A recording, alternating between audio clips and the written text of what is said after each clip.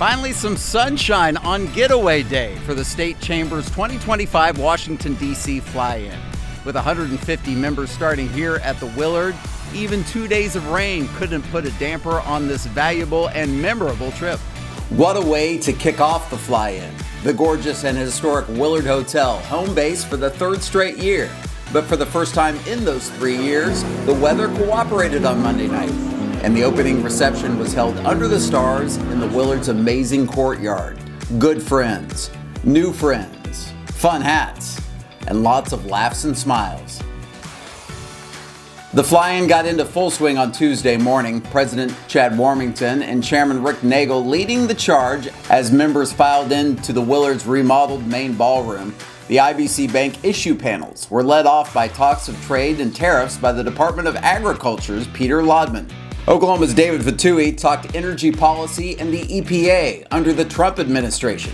And Ashley Rich Stevenson of the U.S. Chamber gave all in attendance an inside look at the latest political skinny from inside the Beltway as we head into the 2026 election year. After lunch, it was time to break out. Small groups. The Fowler Automotive session, getting up to speed on how third-party litigation funding poses huge threats for businesses and for national security. The IBC Bank Group, learning how smart immigration can lead to innovation and economic growth. Tuesday night, American Fidelity and the czarina of events for the State Chamber, Lindsay Sparks, did it again. A Goodyear-sponsored trolley ride through downtown to the National Archives for the traditional special dinner. Cocktails on the first floor, with the traveling exhibits featuring the Magna Carta. Then it was upstairs for exclusive access to the main rotunda. The Declaration of Independence, the Bill of Rights, and the entire U.S. Constitution. Think about the history represented right here. And for the first time in the history of our country, the entire Constitution on display for us to see before it opens to the public tomorrow on Constitution Day. The dinner itself, elegant, great conversations and fun, and a few motivational words from our fearless leader. Truth is, complacency is the enemy of competitiveness. And we have been complacent for far too long, and we can't afford to do that anymore. So, the opportunity is in front of us, it's ours to seize. And again, what better a place to do that than here in the National Archives, surrounded by the boldest commitments in our nation's history. It's a powerful reminder that real change starts with a declaration. And it's only made by those that are willing to follow through, and we will. Wednesday, it was time to head for the Hill. Hillary, Oklahoma, sponsoring the congressional briefings in the Kennedy Caucus Room. I know a lot of people read the headlines and see certain news stories and really are unsure of what's actually going on here. So this gives me a great opportunity to really educate the folks back home from the business community and what is actually happening here in Washington. Representatives Stephanie Bice and Frank Lucas batting leadoff with great insights on the big, beautiful bill. It's critically important when people come from home, the real world, to talk to members of Congress and our staffs about the things that matter back home. Sometimes this place can be an echo chamber, having real people discuss the things that really matter, whether it's ag or energy or Main Street or manufacturing or the quality of life. It's important. Senator James Langford holding court, giving his incredibly well-versed perspective on a myriad of issues, including trying to be a peacemaker at the Capitol. And the head of Appropriations, Representative Tom Cole, giving us his one-of-a-kind look at the latest partisan budget struggles.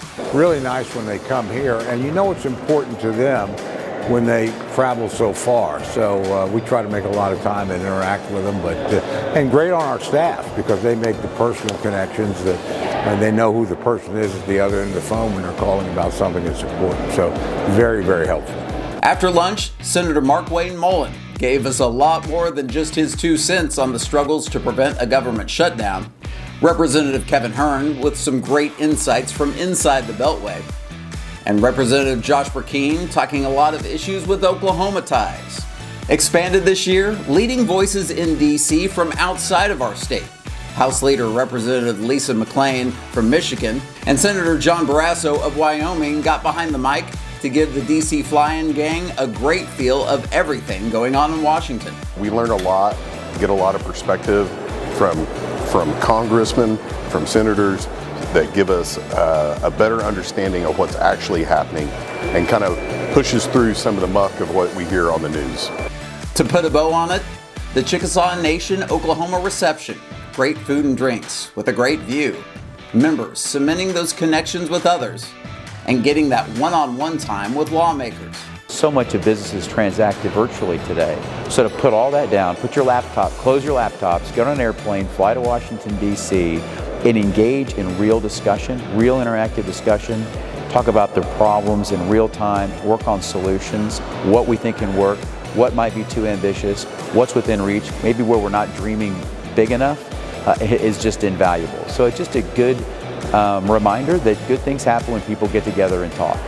With close to 150 people on the trip, there were first-timers and long-timers, testament to the quality and true value of the fly-in. It gives Oklahomans a chance to be a mega voice of advocacy with our congressional delegates. The networking is powerful. The connections you make across the state are great to have. But probably the most important thing to me is the education.